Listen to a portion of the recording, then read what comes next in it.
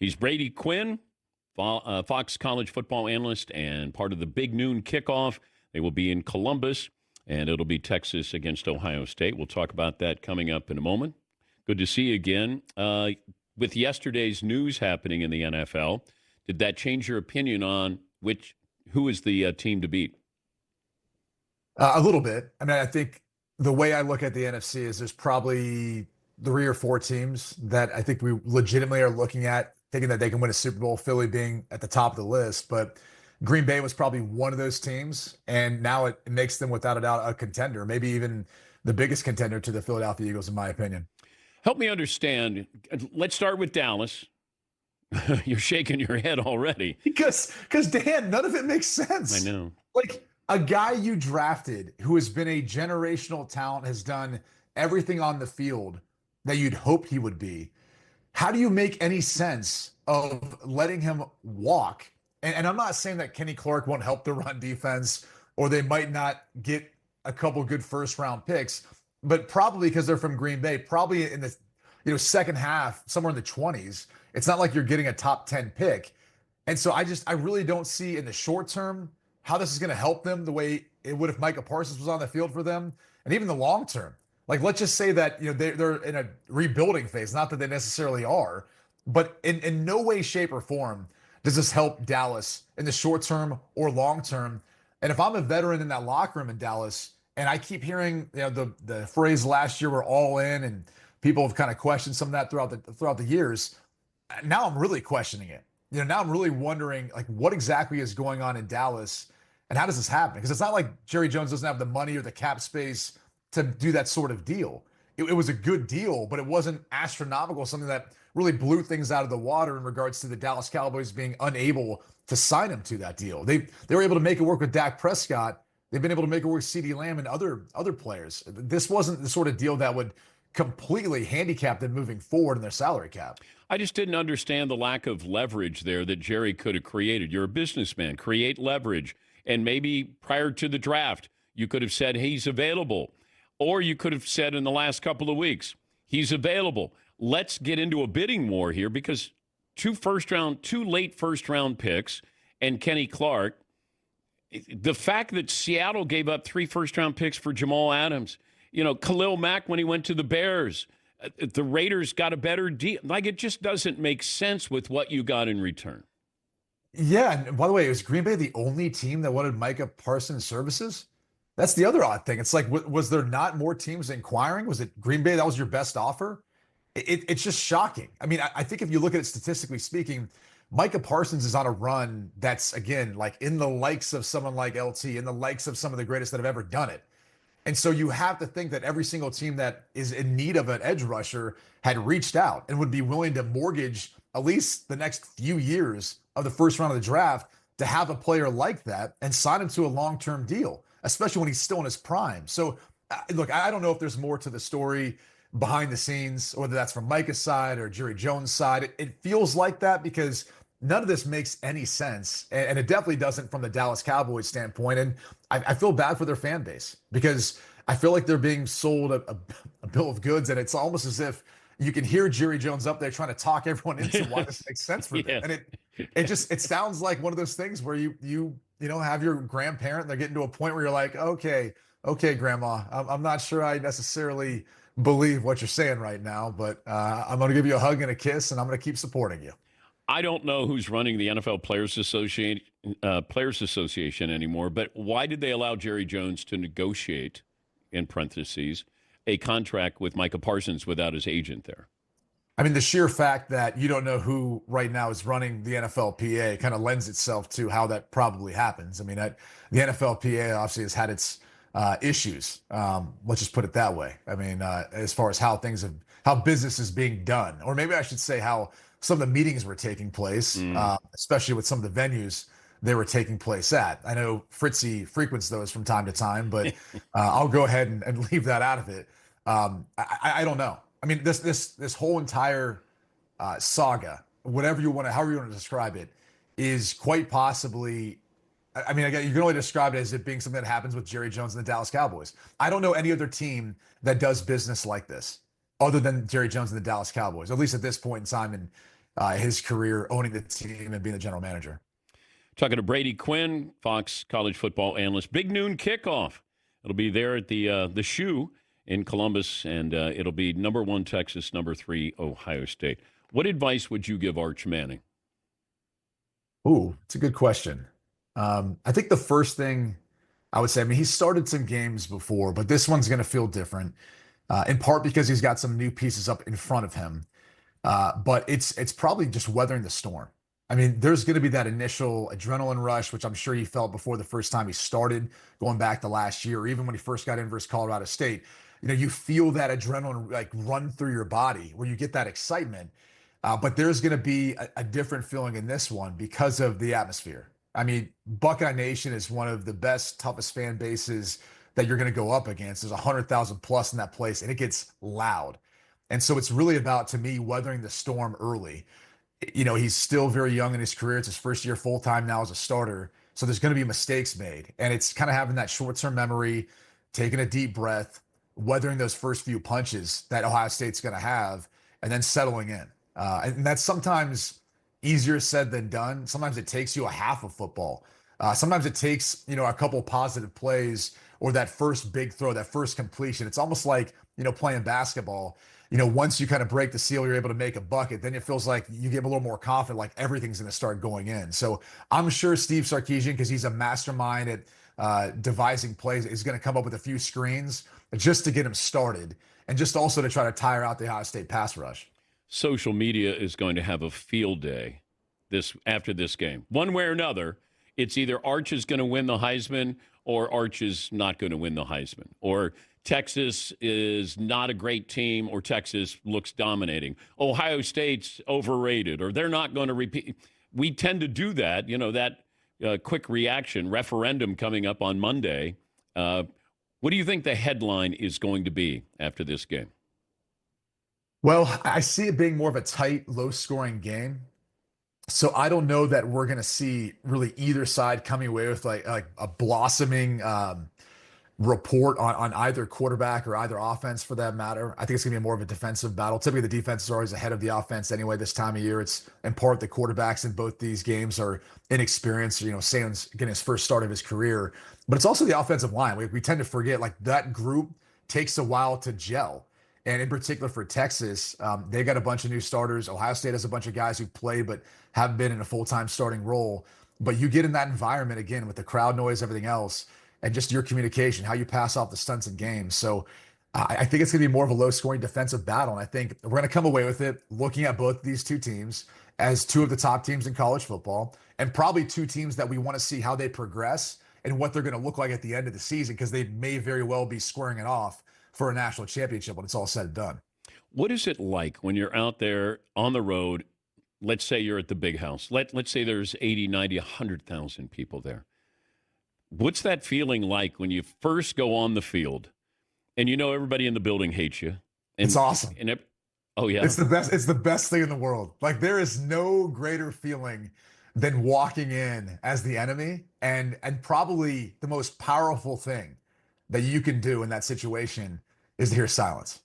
And so when you create those big plays, when you throw a touchdown pass, I mean, I'll never forget going to Michigan in 2005. And we went in with a no-huddle offense because Charlie Weiss, our coach, was like, we don't even want to give the crowd the opportunity to play any impact. And I think our first drive, we drove right down the field and scored.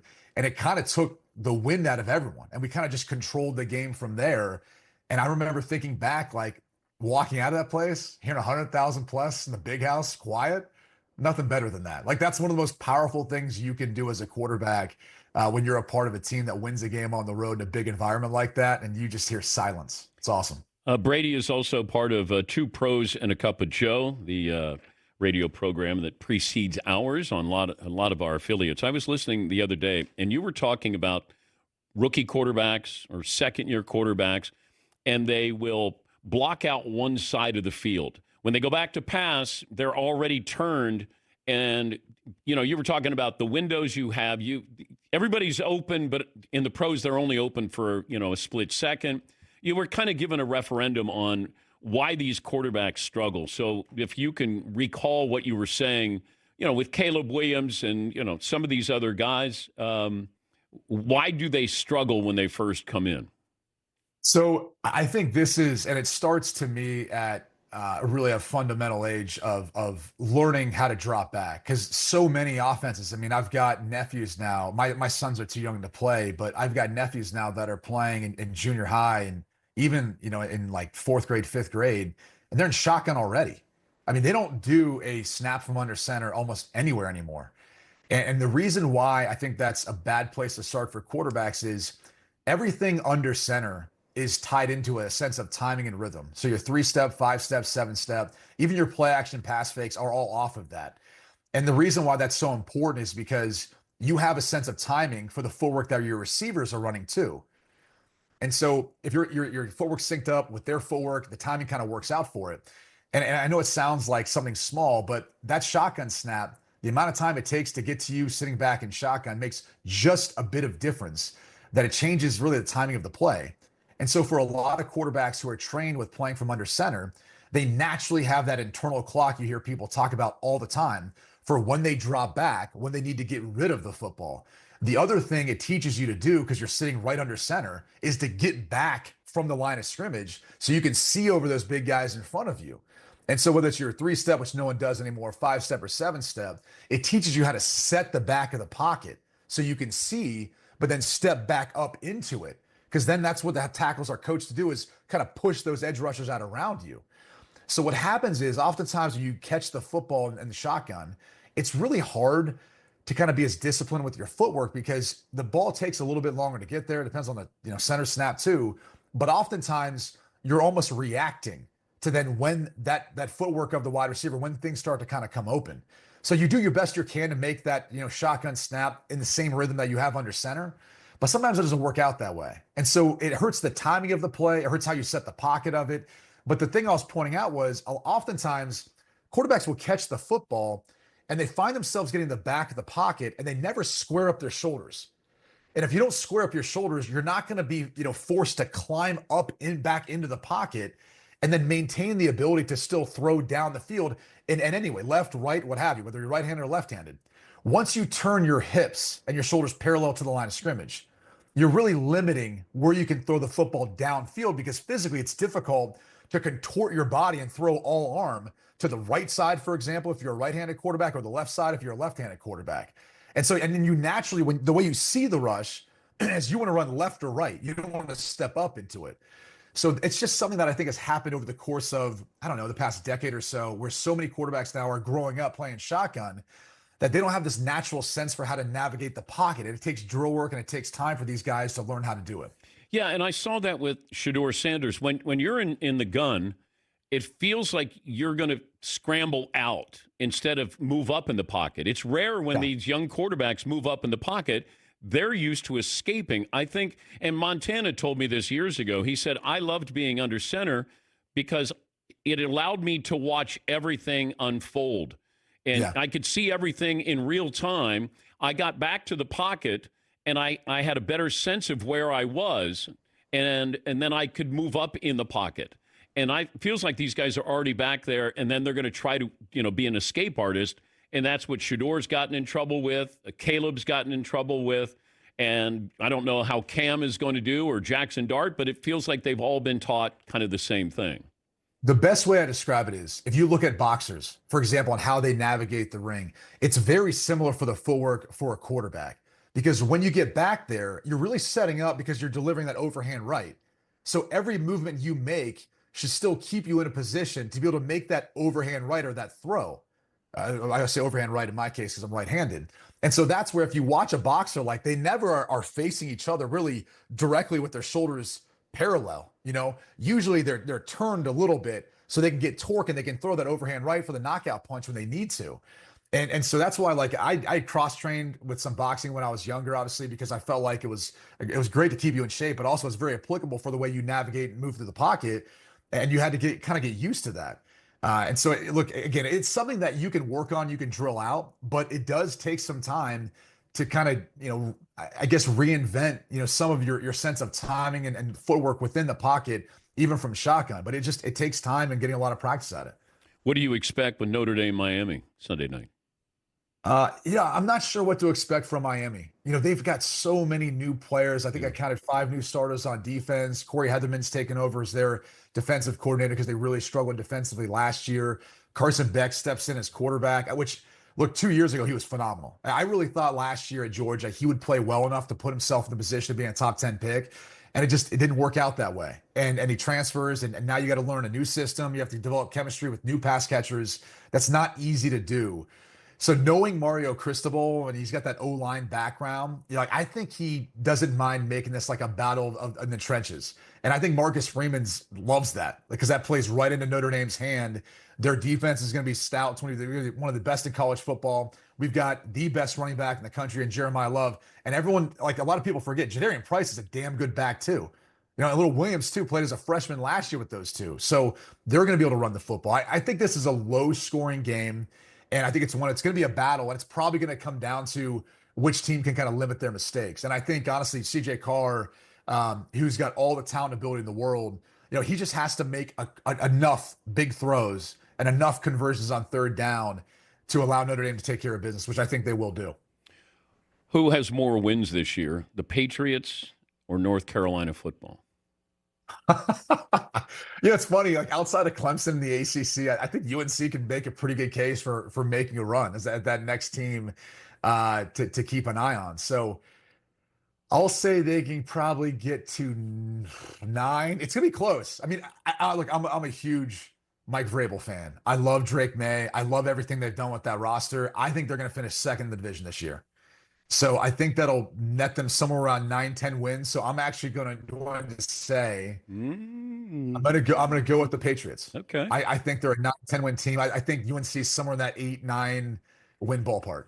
Good to talk to you. Safe travels to Columbus, and thanks for joining us as always. I'm just hoping to get credentials so I get in the stadium. Like that's what I'm really hoping will happen. Will you get booed there? Will I get booed? I don't know if I will necessarily will get booed. I don't know that there's other people that might get booed. Is Dave Portnoy? Is Dave Portnoy going to be there? We do a lot of charity work with Ohio State. I was like, we're donating thousands a year to that school. I was like, I hope they don't boo us. We'll see. Leinart will get booed. As he should. Yeah. As he probably should. Now, Mark Ingram will never get booed because Mark is like the people's champ. Like he is the party that like wherever you need to go, where you need to bring up the vibes, like Mark is the guy to do it. And obviously Coach won't. I mean, they love Coach. Coach won him a national championship. So he's in good standing. There's some other folks that it could get dicey. Is Dave Portnoy going to be there with you? He will be in Columbus, yes, and on the show. As far as where he'll be, I can't divulge that information. I'm guessing he won't be in the stadium. I don't know. You never know. I mean, that would be one of the all-time It'd be great. Yeah. I mean, you saw the Michigan win last year. Maybe he finds his way into the stadium. Who knows? I can't say. Thank you, Brady.